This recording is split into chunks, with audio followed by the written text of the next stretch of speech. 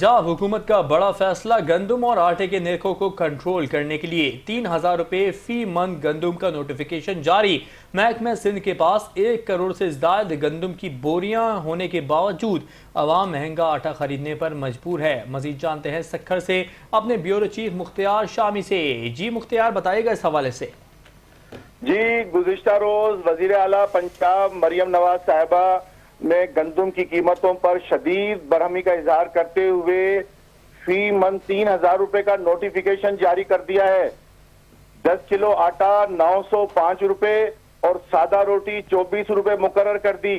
गैर कानूनी स्टॉक के खिलाफ बड़ा क्रैकडाउन और फीड्स मिल्स को गंदम की खरीदारी पर पाबंदी लगा दी।